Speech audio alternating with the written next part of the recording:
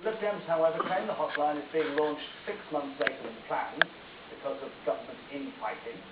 And it's also thought the Health Secretary will seek to clarify the position over health advice to some high-risk groups. I said all along that this is a mild virus and people need to keep it in perspective, and that remains my message today. And I would argue actually that the advice from the government all the way through this has been pretty clear and pretty consistent, and it remains the case this morning. People need to consider their own circumstances and their own lives, and if they are worried, they should take further advice from a health professional.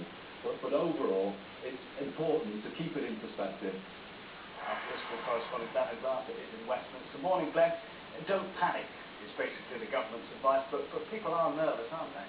Well, people are understandably worried, but I think the advice there from Andy Burnham was very clear that this is flu, and you will have, if you contract this, flu-like symptoms, and if you get those, you should behave as you would with any sort of flu, which is to basically, of course, get some medical advice, but primarily go to bed, recover, take time to recover, and get the right sort of advice, not to panic. And the advice has been, as we've been reporting, a little confused over the weekend for pregnant women in particular. The advice seems to be, well, just behave as you normally would during your pregnancy, take the normal precautions, wash your hands more often than you otherwise would perhaps, but as far as staying away from crowds and crowded places, well, that's a matter of individual choice.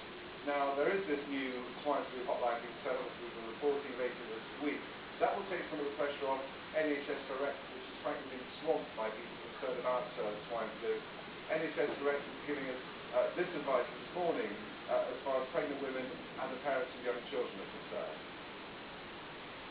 Simple hygiene measures, such as washing your hands, are really effective if you're going out and about. Wash your hands before you eat, wash your hands before you do a particular play with the children. I think those are really important messages.